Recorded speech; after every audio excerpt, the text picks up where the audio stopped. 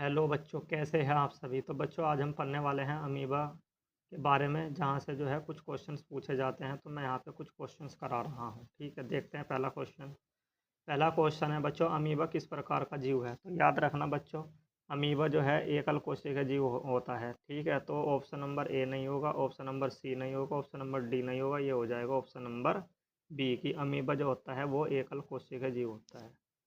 Next question है बच्चों, कह रहा है कि अमीबा किसकी सहायता से चलता है। पहला है सीलिया, दूसरा है फ्लैजेला, तीसरा है कूटपाद, चौथा है डी। तो याद रखो बच्चों, जो अमीबा होता है वो कूटपाद की सहायता से चलता है, ऑप्शन नंबर सी।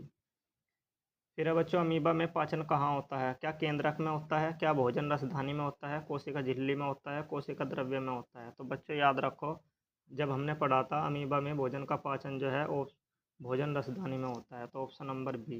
कभी कभी भोजन रसधानी को वो खाद रिक्ति कभी कह सकता है, याद रखना। अमीबा किस प्रकार का पोषण करता है। तो बच्चों हमने पढ़ा था अमीबा में जो पोषण का प्रकार होता है वो होता है होलोजोइक पोषण कह लो, परपोषी पोषण कह लो, या विषमपोषी पोषण कह लो। तो ऑप्शन नंबर बी। अमीबा में अतिरिक्त जल को बाहर कौन निकालता है। तो बच्चों हमने पढ़ा था कि जो अमीबा में अतिरिक्त जल को बाहर निकालता है कौन, तो वो निकालता है बच्चों संकुचनशील रसधानी। तो option number C. Question number 6 है बच्चों, अमीबा के पोषण का सही क्रम है कौन सा है। तो सही क्रम क्या होता है बच्चों, पहले अंतःग्रहण होता है, फिर पाचन होता है, फिर अवशोषण होता है, फिर आत्मसात होता है, फिर बहिर्गमन होता है। तो ऑप्शन नंबर बी ही हो जाएगा। अमीबा में कोशिका भित्ति होती है, हाँ या नहीं। तो याद रखो बच्चों, अमीबा में कोशिका भित्ति नहीं होती, केवल कोशिका झिल्ली होती है। तो ऑप्शन नंबर बी। निम्न में से कौन सा कथन सही है। अमीबा स्वकोशी है, गलत। अमीबा में हरितलवक होता है, गलत। अमीबा बहुकोशिक है, गलत। तो option number B. Amoeba holozoic है, यानी कि विषमपोषी है। ठीक है, परजीवी भी है, प्राणी समपोषी भी है।